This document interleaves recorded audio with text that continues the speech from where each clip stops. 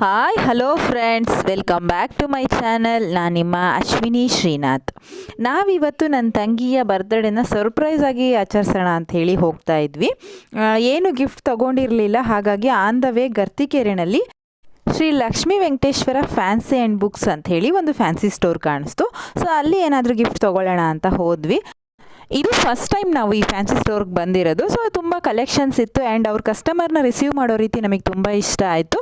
So ಯಾರಾದರೂ ಈ surrounding ಇದ್ದರೆ ಒಂದು ಸತಿ ಫ್ಯಾನ್ಸಿ ಸ್ಟೋರ್ಗೆ ವಿಸಿಟ್ ಮಾಡಿ, ತುಂಬ ಇಷ್ಟ ಆಗುತ್ತೆ ನಿಮಗೆ.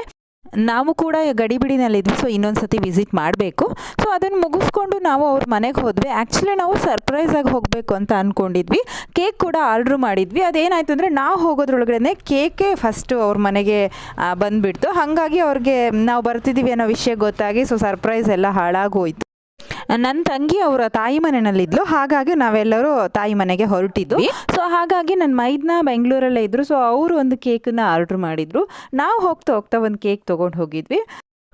ಅವ್ರ ಅಪ್ಪ ಕೂಡ ಒಂದು ಕೇಕ್ ಆರ್ಡ್ರ್ ಮಾಡಿದ್ರಂತೆ, ಹಾಗಾಗಿ 3 ಕೇಕ್ ಆಯಿತು. ಸೊ ಆ್ಯಕ್ಚುಲಿ ಅವಳಿಗೆ ಒಂದು ಸಣ್ಣ ಸರ್ಪ್ರೈಸ್ ಅಂತ ಹೇಳಿದ್ರು ಹೇಳ್ಬೋದು. ಯಾಕೆಂದರೆ ನಾವು ಹೋಗೋದಕ್ಕಿಂತ 1 ಅವರ್ ಮುಂಚೆ ಅಷ್ಟೇ ಅವಳಿಗೆ ಗೊತ್ತಾಗಿದ್ದು.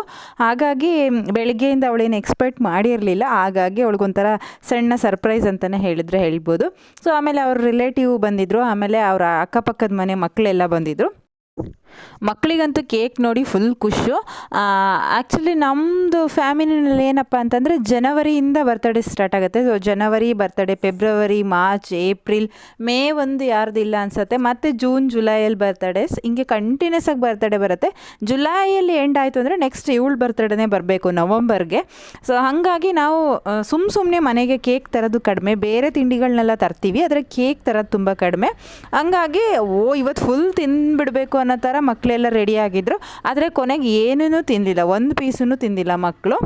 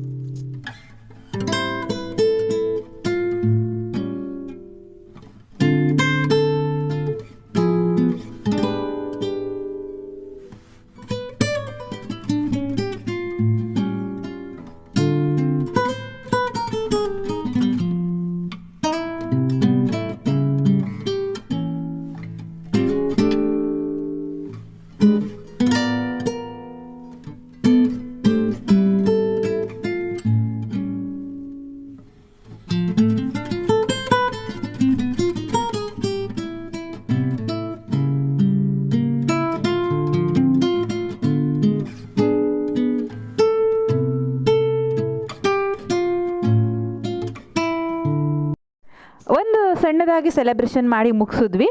ಮೈದ್ನ ಮತ್ತು ಅಣ್ಣ ಅದಕ್ಕೆ ಅವ್ರ ಮಗ ಇಷ್ಟು 4 ಜನ, ಮತ್ತು ಸ್ನೇಹನ ಅಣ್ಣ ಕೂಡ 5 ಜನ ಮಿಸ್ಸಿಂಗ್ ಇದ್ದರು. ಸೊ ಅವರಿಗೆಲ್ಲ ವೀಡಿಯೋ ಕಾಲ್ ಮಾಡಿ ತೋರಿಸ್ತಾ ಇದ್ವಿ.